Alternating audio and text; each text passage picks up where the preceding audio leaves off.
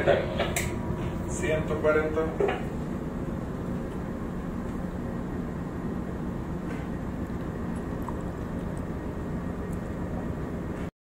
Habang papalapit ng boya, may lalapit na isang boat para itali ang messenger na nanggaling sa barko at ikabit ang linya na nakabit sa boya.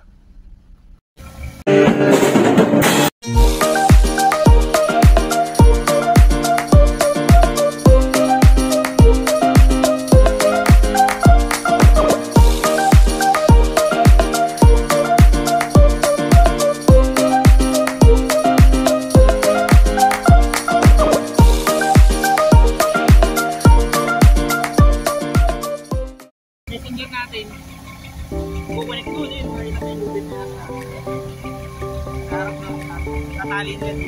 Hindi lang naman natin.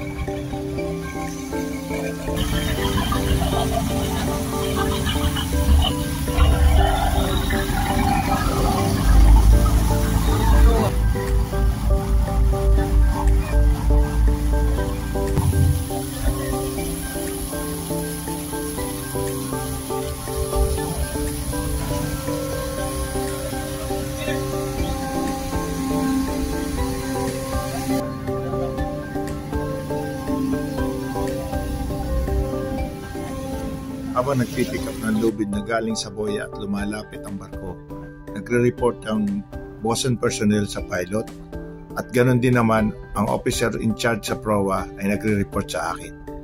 Napaka-importante ng proper coordination ng kapitan at piloto sa ganitong manebrada. Let's start to pick it up now. Okay. A 0 meter behind. Okay.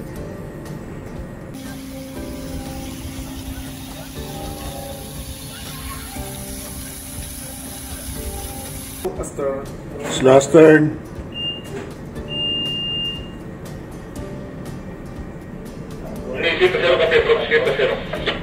Siete zero approx. About 70 meters. Yeah. Father, may silingan na. Malapit na sa dun sa Starlink. Tango, mga about 70 meters sa kanila. Hotel, roughly 70 distance dito. Okay, sige. Matras na yung barko. Tumatras. Entrando Cabo Virado. Yung server nandito na sa buwan. Sa formatin. Nandiyan na yung rope? Oo, sir. Okay.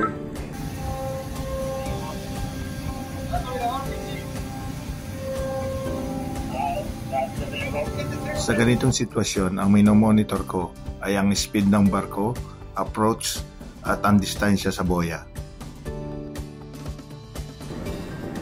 Sir, chopping chain pa. Okay. Ito ang pinaka-marker na malapit ng chain na galing sa SBM. Packet 10 chain. Sir, packet lang.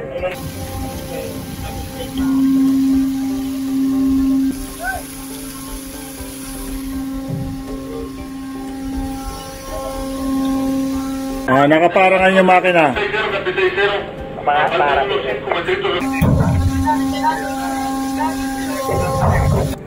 Abiso lang pagka nailagay na yung yung chain diyan sa proa.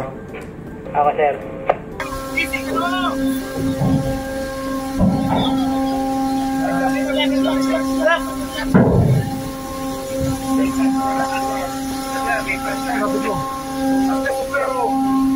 Ano sir, tinukod na namin. Thank you so much. Thank you, brother.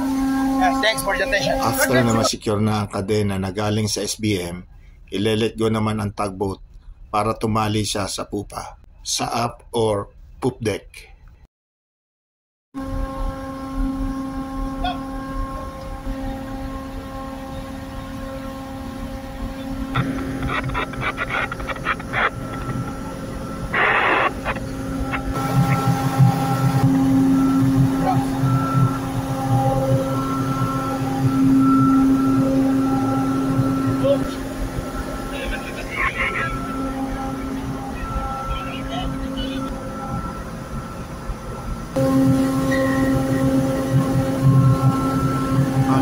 maubos ang lubid sa winch. So about 200 meters ang kailangan ng tugboat mula sa barko na lubid para tumali ito.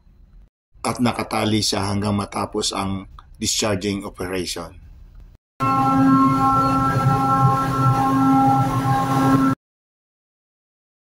Kasunod nito ay ang pagkoconnect ng hose na nanggaling sa SBM.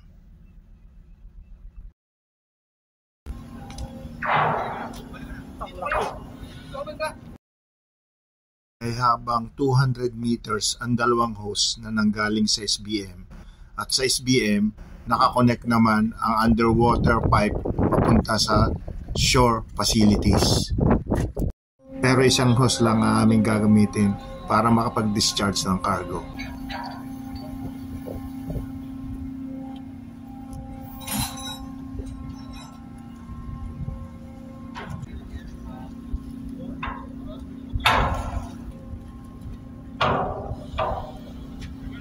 Ay shore personnel yung iikot sa barko at nagche-check ng distansya ng barko mula sa SBM. Nagre-report ng distansya sa tugboat para i-adjust ang layo at lapit ng barko mula sa SBM. Bueno? Excelente. Excelente. Excelente. Nombre, amigo?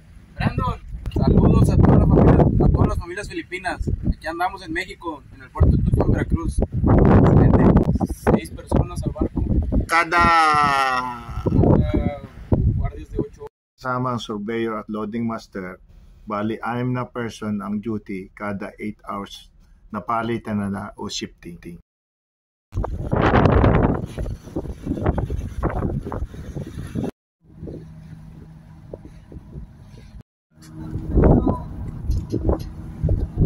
Check, manifold pressure, 6.5.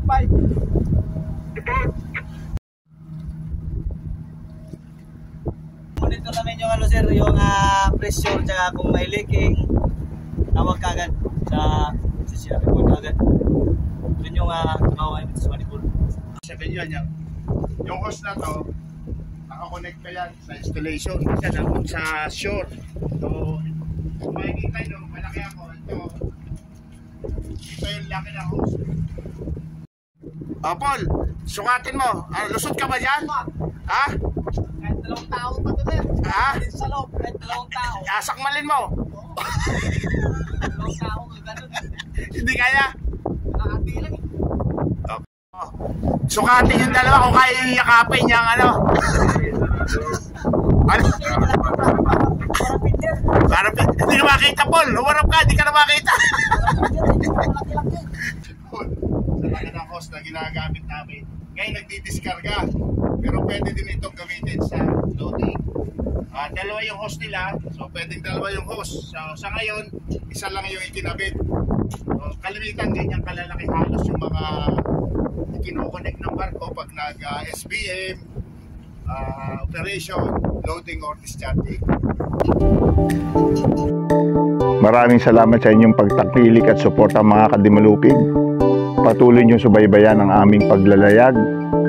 Ingat tayo palagi at mabuhay.